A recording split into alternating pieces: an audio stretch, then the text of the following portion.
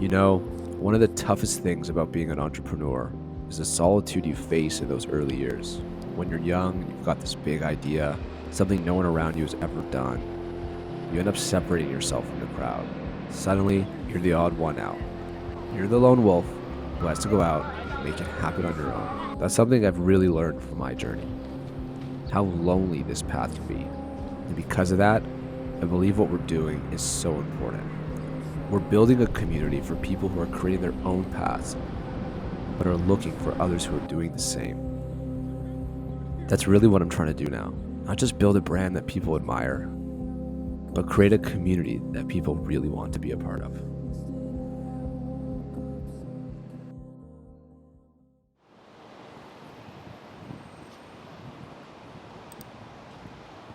What makes it so special? I know the host, Ben, really well. I met him at a coffee shop about a year and a bit ago in New York, and he invited me to come run a relay race from Montauk, which is in the Hamptons, all the way to Times Square. Basically put me on a bus with 20 other incredible runners, myself not one of them, and it ended up being one of the most memorable experiences that I've had, and it was really cool for him to just invite this guy he just met to enjoy that, and we connected deeply there, and so I assume that we'll get deeper than a typical podcast when you don't know someone that well. You're kind of just meeting them for the first time on set, so it starts off kind of cold, and if you're lucky it warms up and you can open up a little bit. But in this case, Ben and I have a pretty deep relationship, so I think we'll be able to cut the crap and get right into it. So it should be a good one. Look at this idiot.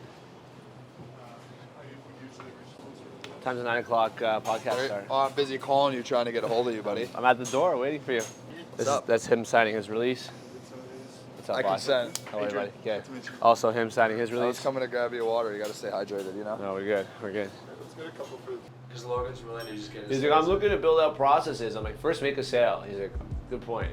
I'm like, sell one. I'm like, sell your fucking dad, sell your cousin, sell somebody. We knew this was going to happen. I know. We predicted this. I know. Even if they'll build a massive business, like late stage, he'll still be like, no, like, we don't need process, just we need money. We just need money, man. 100%. So, tell me about your You could be like, he's co-founded multiple businesses, most recently some business push.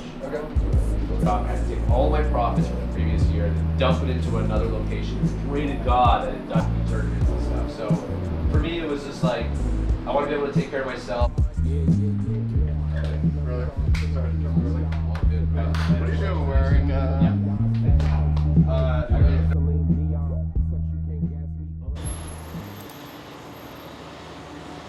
The whole point of the routine and the discipline is to that you set up your days that are aligned with your goals. Right now, my goals are, how do I get into the best shape of my life? How do we build Founders Club to be long-term, the best community in place for founders to live their best life ever? And then how do we create moments between now and that end goal within Founders Club that are memorable and that actually go and build towards that end of the story? Right now we are heading to the Standard where Chris is hanging out, and we're gonna go plan out what the rest of the week looks like. And we've got a big dinner tonight and an exclusive event that we're hosting for founders after. So we're gonna just go through the game plan, see who's coming, go through the guest list, do deep dives on everybody, make sure we understand and know the businesses and the founders that are coming. But 110 founders tonight are going to experience what community within the Founders Club is like. So I'm going to go meet up with Chris right now and plan it out. Building a community is just not easy. And doing it right, it's tough, if I'm being honest. But if anyone's going to figure it out, it's going to be us.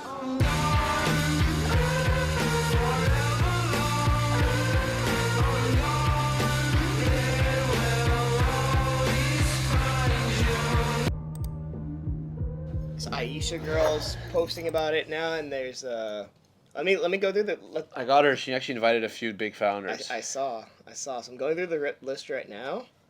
Let me export the list. Let me see who we could add, who we could cut. And we said we have 50, right? We have 50. So we I think want it's- 60 to 65 knowing New York. Probably 60. I would say that's a little high. I'd say where we're at, like at 58, we're probably fine, right? We're at 58. We're good. I don't think we're at 50. I think we're at 52. So give me a second. Starts to like Yeah. fucking moon. Like I feel it with myself too. Like now that like I'm way more in than I was. Yeah, Like I just feel the momentum. of course.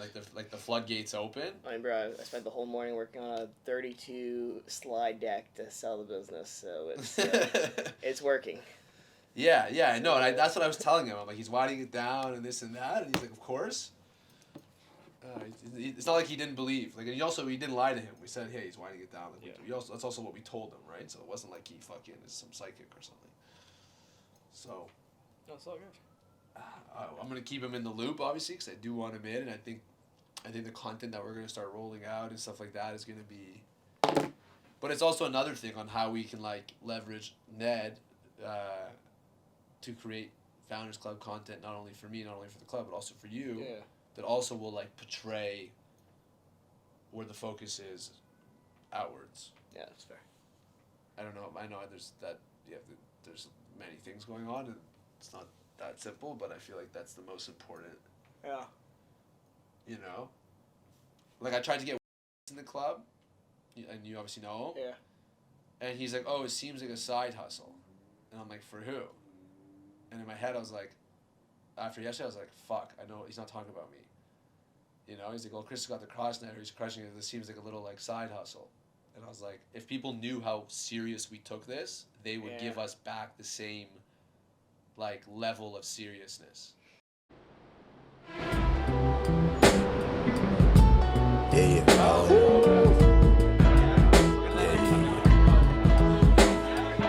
This is hot as shit. Scary. Last time it bro. New York City, what's going on, guys? Woo! Thank you for coming. I'm Chris Reed, one of your hosts. This is Aaron. We started this about 2 years ago now. This is probably dinner number 55, 60 at this point. Traveling all across the world doing this, and when it really started was 2017. I have a crazy idea for a 4-way volleyball net. Have no idea what the hell I'm doing. I have $2,000 in my bank account. Life is really, really scary. But I just knew my life wanted to change, and I just needed to get out of the farm town that I grew up in. I took all my shit. I moved to Miami. 18 months of grinding it out. The company finally took off, and we did like $20 million in sales over the course of the next 2 years, all from a 401k that started with $2,000. Had no idea what the hell I was doing. But every day what I would do is I'd go on LinkedIn. I'd message people. I'd go on Instagram. I went to Aaron. Hey, dude, can I have 5 minutes of your time? And I was just lonely. Super, super, super lonely. And that's where entrepreneurship is right now. And we put these events together so we could all meet, mingle, have a good-ass time. And there's nothing here anybody's like, we just need community. So Raise your hand if you've been to one of our founders' dinners before. Damn. Okay, so that means the last one was good. If you haven't been to one of our dinners, typically when you go to these networking events, I don't like to call it networking because for me the word networking means just finding people to exploit. So we're not networking, we're meeting people. We're not using people here, okay? We're not collecting chips. After doing this for 2 years, I think it was like 2,500 founders we've personally had dinner with, 18 different cities. You leave feeling full. Typically we go to a networking event, you feel like someone just sucked the soul out of you. You're like, oh my God, today we're gonna fill your cup. But it doesn't end there. So we have this incredible community we created called the Founders Club. It's essentially a community curated for people that are brand founders, CPG products, D2C, kind of that realm. There's over 350 plus members in the community. There's a lot of people in the room tonight, which is fantastic, who are part of the community. And that's the community that we wanted growing up. When I sold my business, it was the worst year of my life. Actually, that's why my hair looks good. I got a hair transplant. All my hair fell on my keyboard. I had no idea what I was doing. I was 25 and I had no one to tell me how to do it any better. And a large part of what we created was now there's a resource, there's a community, there's people we can rely on. That's not Twitter or LinkedIn or something we don't believe. It's honest, it's secured, it's one environment. thanks, guys. We appreciate that. Let's have a good dinner. Let's have a good dinner. That's it.